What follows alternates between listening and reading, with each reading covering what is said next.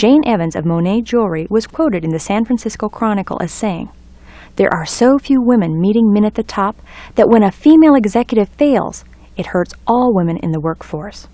It was brave of this speaker to be on the podium, especially since she was the only female speaker with 6 professional men on the agenda. But by being untrained, she played out the stereotype of the incompetent female. Every woman in that audience felt a pang of defeat and uneasiness as she stepped off the podium. Will this speaker ever get a second chance to make a good first impression? First impressions are the lifeblood of the business world.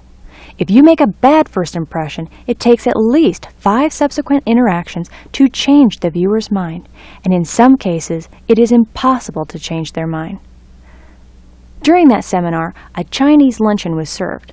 When I opened my fortune cookie, it said, "Power and credibility will go to those who make a good first impression."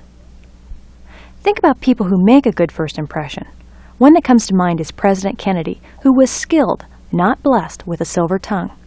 Kennedy studied oratorial debate in Boston with a coach for 10 years to become a natural speaker. Likewise, President Reagan spent 30 years in Hollywood developing his acting and speaking abilities. Both were not only trained by professionals, but political consultants were hired to keep their appearance, voice, and nonverbal actions in sync with the speeches being delivered. Political consultants are tuned into the fact that the public's mind works like a computer.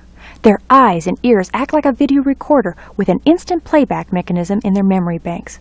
The visual and auditory information is collected and processed in their mental computers, and then emotional filters form a composite impression.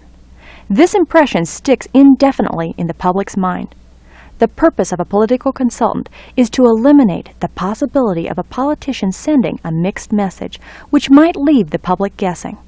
This is accomplished by monitoring the speaker's appearance, body language, tone of voice, and choice of words. Too many relationships have been destroyed because of the misunderstandings in communication.